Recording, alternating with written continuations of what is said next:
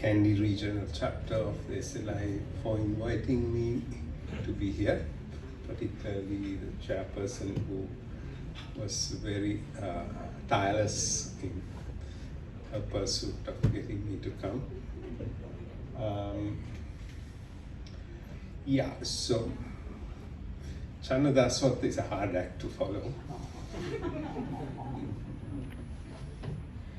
And yeah, but he said things which were very, very important and interesting. And one thing which particularly stayed in my mind is the idea of the width of the streets of Kandy being determined by the 3 elephants and the 2 torchbearers. So I would ask Channa, do you think that the corridors of power in Sri Lanka are defined by the width of 1 elephant and 134 Pandakaras?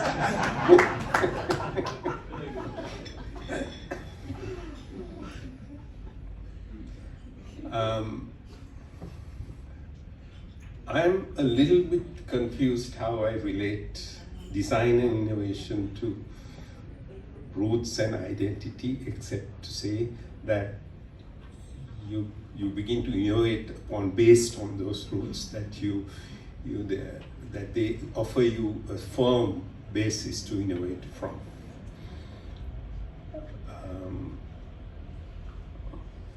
But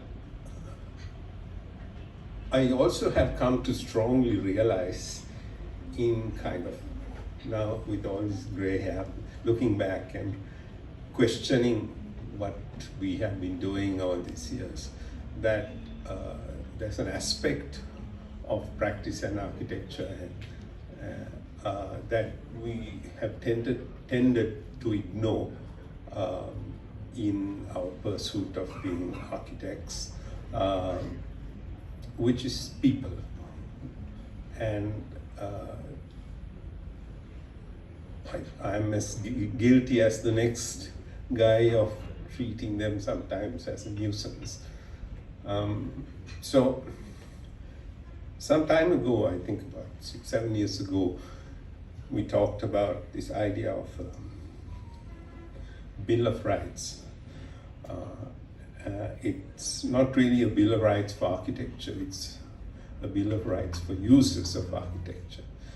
And several years later, the SLI, under the leadership of Viranjan Kurugul, put this idea on paper in a set of rather beautifully drawn graphics. And it encapsulates a kind of questioning of the priorities we place. I'll just run through it very briefly. I will talk about architecture later, I promise. I don't know whether you can read the writing, but so what I'm trying to say is that there are certain buildings play a very important part in people's lives, whether you are part of its production or not. Most people are not part of the production of the buildings, the environment that they inhabit. Whether you're working in a place, living in a place, in a factory, in a large housing scheme, whether you are next door to some building, whether you pass by something on the way to work and school every morning, you are affected by it. So I believe, therefore, all those people are entitled to certain rights. So if I spell it out, the right to public open space, the right to private open space, and I don't mean that you have these grand parks or grand private gardens. I mean you have just a little bit of space to open out into. You have access, you can walk down your road to the Pachagaha in the village, that you have that access. The right to interact with nature, which is the visual, not just the visual, but the emotional effect of seeing how nature changes. The right to fresh air, which is another way of saying ventilation. And these may seem like absolutely basic things, but for a lot of people, they are not. The right to feel the breeze or the warmth. I was visiting Hong Kong recently, and I met an old friend whose husband was one of the 47 who were jailed for participating in an illegal primary. And he's been in jail for 2 years now, and probably will be for the rest of his life. And she visits him every day and told me that he feels the breeze. He had the requirement that there should be proper ventilation in his extremely small single-person jail cell has been taken care of. The right to natural light. You are probably bored by now because this is all very basic stuff. But people live without this. And I did a workshop in Dhaka with a group of young architects and students, and I gave this to them and said, tell me whether you enjoy all these rights. And many of them came back and said, we have only 5 of these. And these are young professionals who were living in rented premises, but they could only afford something which did not have these very basic rights. The right to experience sunset and sunrise, because we very often go into buildings where we do not experience the passing of the day.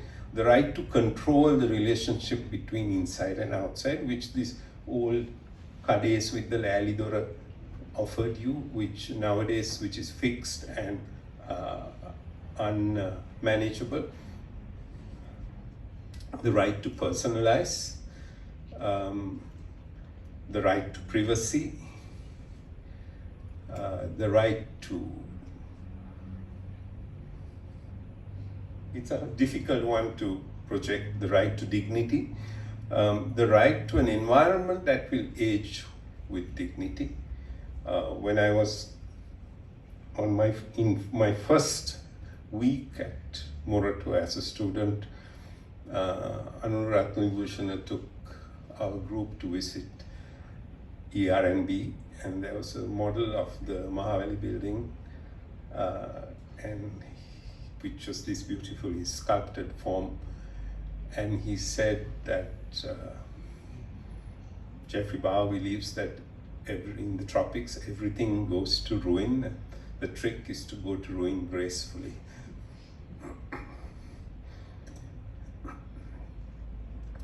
The right to cope with disabilities, the right to age with dignity. And I put this credits page because these beautiful illustrations were put together by a group of 26 young people. Some of them are artists, architects, graphic designers.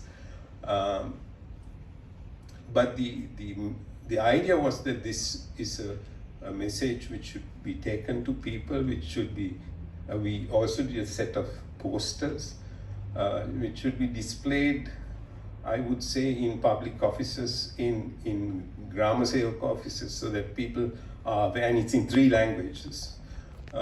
People are aware that they should be asking for these rights. So based on this, I've kind of tried to reimagine the work we do, to be conscious of these things. I'm sure we don't tick all the boxes, but at least we know that we should be doing. Okay, so with this, I'll move on to the building I want to talk about.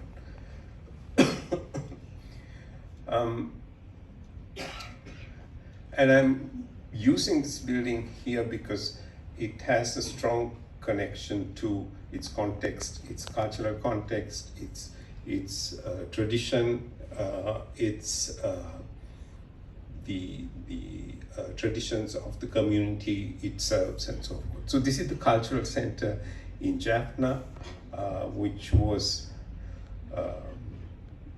created through an architectural competition, which was in 2011. It was a gift from the government of India and the brief said that this should be a center as a place to use culture as a means of reconciliation and to create a connection between the people and the culture of Jaffna and the rest of the region and the country. The city of Jaffna is now bustling and booming, but the social fabric of Jaffna has changed enormously. The image of the hardworking Jaffna person has almost vanished. Over long years of cultivated dependence on handouts from diaspora, the young people of Jaffna are no longer motivated, in general, no longer motivated to be their hardworking forefathers. When we tried very hard when the building was done to insist that the majority of the workforce should be from Jaffna, but the contractor said there's nobody. If you want a hardworking man, you get him from the south. So it's a complete reversal of what we used to believe. However, there is a very interesting artistic community in Jaffna, a very intense and vibrant, critical artistic community in Jaffna. And so the idea was that this would serve those people. It's located in what is the cultural zone of Jaffna, the kind of formally laid out area of the public library, the esplanade, the major schools, and the Dutch fort. So the site is located right next to the Jaffna Public Library, and on the other side is the Pulukulam Lake, and in front is the esplanade. Now, the public library is special because, as you all know, it is the most respected institution and building in Jaffna. And because the people of Jaffna pay such big credence to education and learning and wisdom, the only library I know in the world where you take your shoes off before you go in. So it's physically actually a temple of learning. And the other influences for us, of course, were the traditional Hindu architecture of Jaffna, the various elements which we can refer to as we go along. The building itself comprised, the competition brief required 3 elements: a cultural museum, an auditorium, and a learning facility. We modified it to include a public square. So it's located right next to the library, which is here, and this is our building. And this is our site. It goes right up to here.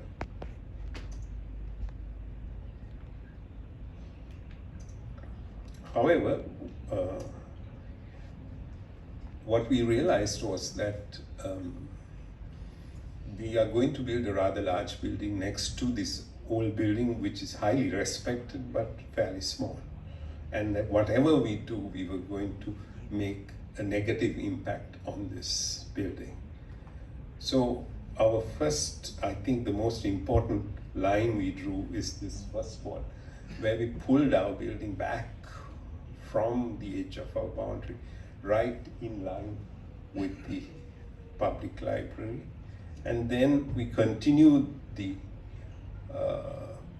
gardens of the library across our site, and then connected it through a pedestrianized street along the waterway.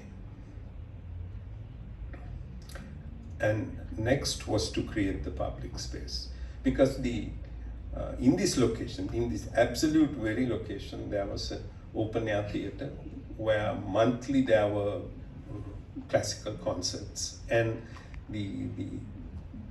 which ended in 1983. And the older people in Jaffna recall, and we wanted to recreate in that same identical place a facility for open cultural activity. So there's a open amphitheater and the public street, and also a floating stage in the water. I'll come to that later. So the buildings are laid out around this the total floor area is about 9,000 square meters. It's on the base is on 3 levels, and then the learning element is a tower. So this line was critically important, the one where we pull our building back. So this is the way it feels. You see the library on the left and our building on the right. And not only did we pull it back, we placed in front of our building this colonnade. The colonnade, what it does is, if you stand in front of the building, you see it as a continuity of the presence of the library. So that the public library is the smaller building, its presence is extended across our site, and our building you hardly see till you come closer to it. Because behind this colonnade is our actual building. And the colonnade is using the same materials as the library. That's the library on the left and the JCC colonnade on the right. And then the actual building, which is in steel and glass and timber, is separated. So there's a physical gap between the two. It says this is a kind of cloak of respect which we are placing, and we are standing behind it. The main entrance to the formal entrance to the complex is through an open museum area, which is for free exhibitions. And there are 2 levels of exhibition space, on the ground and on the upper, which is the kind of museum proper.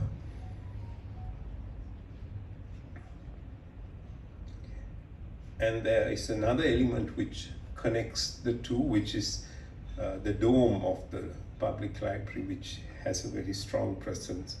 We created a dome on the museum, which then starts a conversation with, well, it's obviously not at all like the dome of the public library, but the conversation is there, particularly at night, because both domes are lit up. And the dome is placed in the central space of the museum, so the light comes into the museum through that and lights up the central space on the upper level of the museum.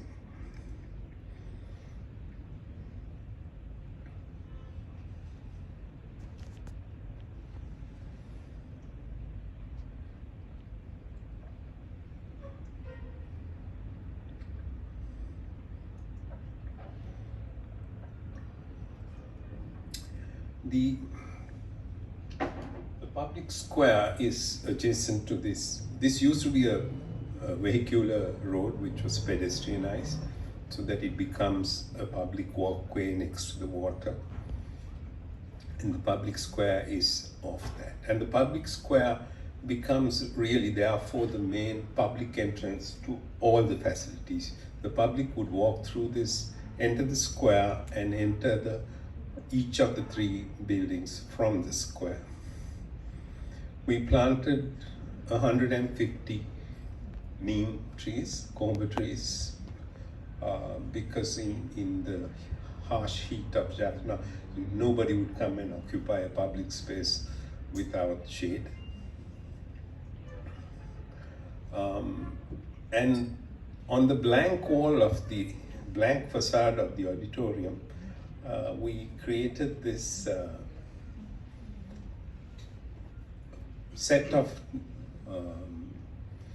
steps and galleries where artists could display their work, kind of a vertical version of the Vihara Mahadevi Park art wall, art fence. Of course, there's nothing there yet, but this is the intention with the steps and levels which people could access and engage with the art, and also a performance stage and a projection screen, which would all give possibilities for free performance, free art facing the public square. This is the pedestrian street, which has then steps leading up. These are the steps of which form the amphitheater, and the steps leading down to the water, and somewhere here, here is the floating stage, actually, on which hopefully one day there will be performances like this. The auditorium itself was designed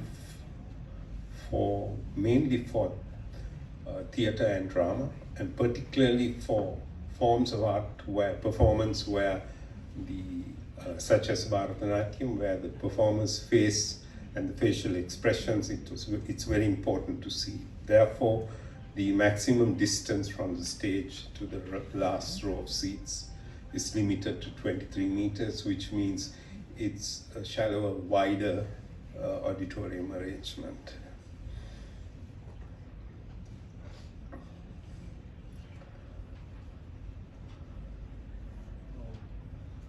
The threshold between the audience and the performance space is always an interesting line in an auditorium situation.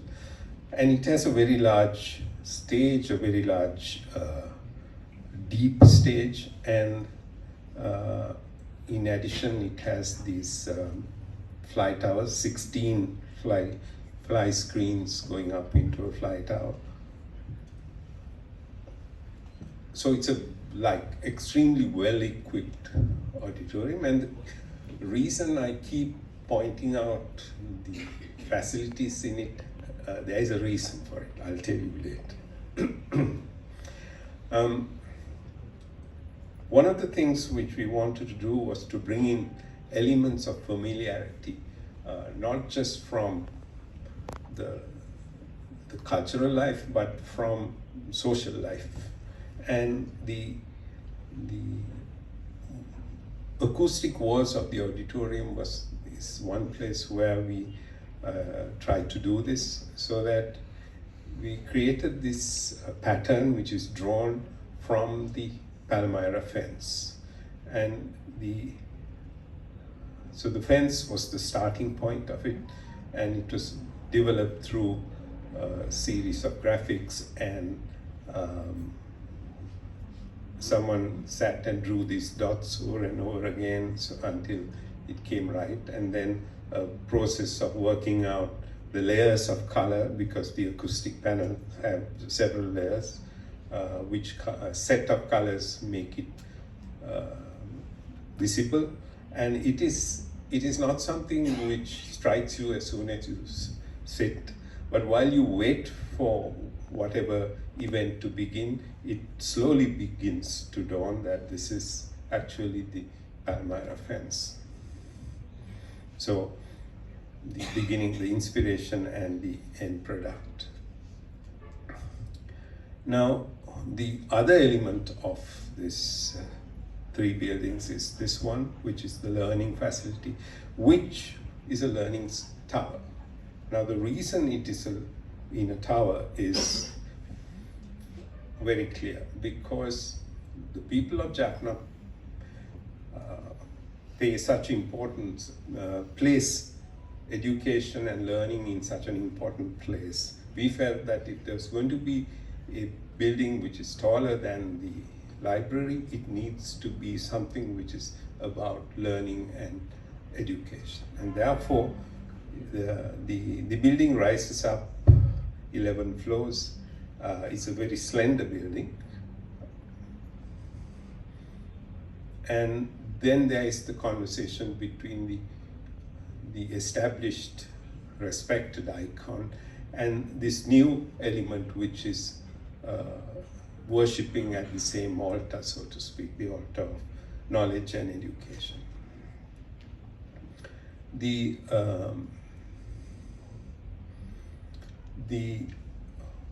steps from the public square up to this building, the inspiration is drawn from the chariot house steps of the Terumuttipadi of the Hindu temples. The spire itself is influenced by the Gopuram. It's a very abstract interpretation.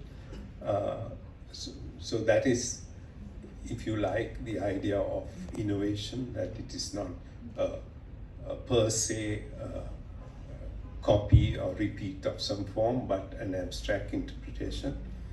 And the interpretation is created by wrapping the floors of this building but with a timber screen. And what the timber screen does is that it creates shade and shadow so that all the floors of this tower, except the top one, are naturally ventilated, because you are able to open the windows and allow the breeze to come in. You are protected from the harsh sunlight, and the breeze just blows across. Therefore, 70% of the energy for this building can be produced by the solar panels on its roof, simply because the energy requirement is low. So on the base, which is here, you get administration, some conference facilities and stuff, but here you get a cafeteria, which is very important because it is publicly accessible and it has fabulous views towards the Dutch fort and towards the other side of the city. It's an open space. And then the other floors of the tower, which are wrapped in screen. I originally wanted to use kitul, or a form of hard local wood, but I would have probably devastated half the trees in the region if I had done so. So eventually we used for what is the most sustainably grown and long-lasting timber in the world, which is pine wood from Finland, treated for 30 years. And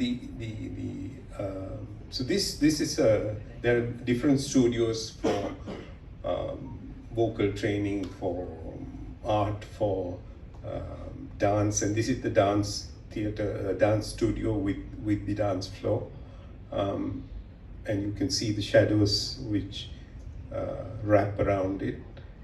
This rather beautiful space is the service terrace on top. The method of producing this was also interesting because it was, since this is mostly a group of architects, I think I can take the liberty of talking about how it was put together. It was not fitted from outside, it was fitted from inside. So there was no scaffolding required. No scaffolding required if you ever need to take one off. They were made in 10 foot by 10 foot panels and assembled from inside with great precision to make up this screen. And it weathers very beautifully, turning gray, already turned gray. So this element then stands as a rather visible thing from across the lake, from almost everywhere in the city, and even from across the lagoon. So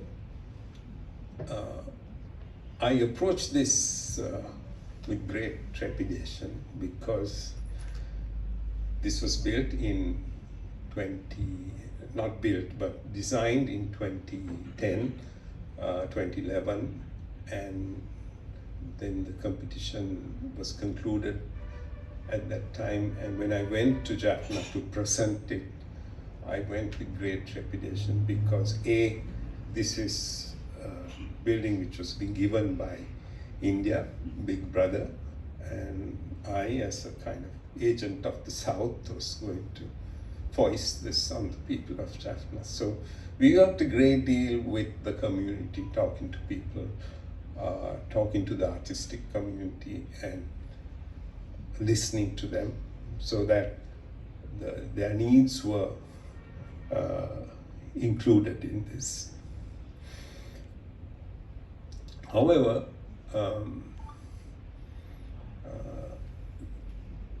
the building was opened twice. Once during COVID, by pressing a button here in Colombo, and a second time in February this year by the current president. This was the invitation to the opening. It is now run by the Ministry of Buddha Sasana, and Cultural Affairs. And you can see where the priorities are. I don't know whether anybody noticed that the picture is also left to right from what it actually is. During the process of building, we knew that there was no institution to occupy. There was no client. We designed auditoriums, fine, we can do an auditorium. We designed a museum. We designed museum furniture. We designed display cases without knowing what was going into it. So, and we kept asking, nothing was coming. Then we hired a researcher to come up with a concept paper for a framework to run it, an institution to run it, to govern it, and so forth. And it was a fairly detailed document which set out all the different aspects of it, including the feasibility, costs, and so forth, which is totally beyond my pay grade, but you have to stick your neck out and do it. We talked to politicians of all colors, bureaucrats of all types. Just one politician listened to us, nothing came of it. So now the building is open and shut. So that's why I kept pointing at all these wonderful facilities that there are, because they are just rotting away. $10 million, a gift worth $10 million is rotting away because first there was a tussle between the central government and the local government as to who should run it. In the end, the Indian side got really tired of waiting and offered money to run it for 5 years. Still, nothing has happened. So there's the occasional small event in the public square. And the other aspect is that, and going back to my initial idea of public space and accessible public space for the people, this building does not have a fence. Individual buildings can be locked up, but the public space is freely accessible because after all, we took an existing road and that must remain. But what has happened is that the contractor's fence is still in place. So this whole thing is behind a blue takaram now, which doesn't appear in the pictures. So the building is waiting for someone to come and run it. And it's rotting away in the meantime. Thank you.